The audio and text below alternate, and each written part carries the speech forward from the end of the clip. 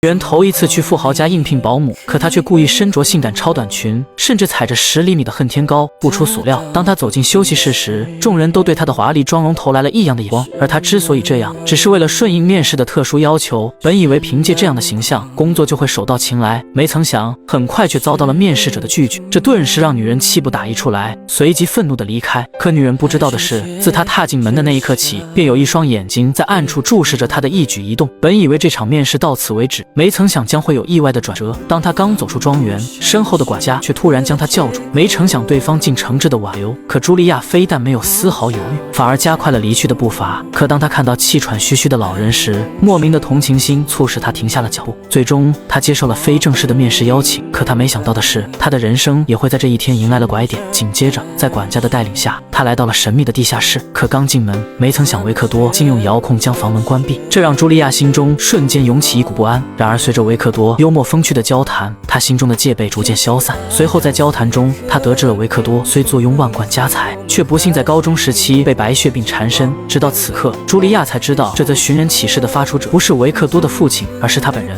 令人诧异的是，尽管他毫无护理经验，但维克多还是决定以高额的报酬聘请他。接着，维克多亲自带他参观了未来的陪护房间，并给予他充足的时间考虑。于是，茱莉亚找到好友寻求建议。当好友听到高额的费用时，立刻鼓励他把握住这个千载难逢的机会。面对生活的压力和拮据的经济状况，他最终决定接受这份工作。次日清晨，茱莉亚便带着大包小包赶到了维克多的住处。面对即将开始的新生活，他提出了自己的要求，维克多不得踏入他的私人空间。随后，在陪伴维克多进行化疗的过程中，他亲眼目睹了此生难忘的场景：面无表情的小男孩，默默垂泪的老人，以及虽深受折磨却依旧开朗的小女孩。这些画面深深触动了他的心弦。原本以为这只是一份简单的工作，没曾想却如此煎熬。尤其是维克多在化疗后那痛苦不堪的模样，让他措手不及，甚至直接累倒在卫生间。最后为了照顾维克多，他特意睡在维克多房间的地板上，直到他稍有好转，他才得以片刻的喘息。可当他看到维克多的照片，从牙牙学语的儿时到英姿勃发的少年，每一个瞬间都记录着他往昔的幸福与快乐。可命运的齿轮总是充满了戏谑，如今这一切却被疾病的阴霾所笼罩，这让茱莉亚不禁为他感到心痛与惋惜。这一刻，泪水悄然滑落，紧接着他跌跌撞撞地逃回自己的避风港，试图通过逃离来解脱这种无力感。可当他准备离开时，却又在那一刻犹豫了。于是他拨通了挚友的电话，他声泪俱下地诉说着自己的无奈，就连话语中都是对维克多的疼惜。而他深知自己的业余水平根本毫无帮助，唯有更专业的医生才是正道。可茱莉亚未曾料到，这段深情的对话竟意外被维克多尽收耳底，同时这也加深了他对茱莉亚的好感，但更多的是深深的自责。最后在好友的开导下，茱莉亚毅然决定留下。为了更好地实现自己的价值，她细心地为维克多做了精致的晚餐。可当她递上牛奶时，却不慎弄湿了他的博士论文。直到此刻，她才知道维克多并非想象中的富家子弟，而是博学多才的高材生。这份发现悄然在她心中种下了新的情愫。随后在维克多的引领下，茱莉亚领略了他为之痴迷的艺术世界。与此同时，为了让茱莉亚具备照顾癌症患者的能力，维克多更是出钱助力她提升自己。紧接着，茱莉亚用新鲜的水果和蔬菜取代了橱柜上无关紧要的书籍，生活因此而焕发生机。就连管家都对她刮目相看。为了丰富自己的护理知识，从不学习的她如今却爱不释手。随着知识的日积月累与技能的日益娴熟，即便是面对化疗后身心俱疲的维克多，茱莉亚也能从容不迫地应对。当维克多发病时，尽管无法减轻他的痛苦，尽管他失去理智的谩骂，但茱莉亚始终坚守在侧，未曾离弃，因为他深知默默的守候能为维克多带来一丝心灵的慰藉，让痛苦的时刻不再那么漫长。次日清晨，为了感谢茱莉亚的陪伴，维克多亲自敲响了他的房门，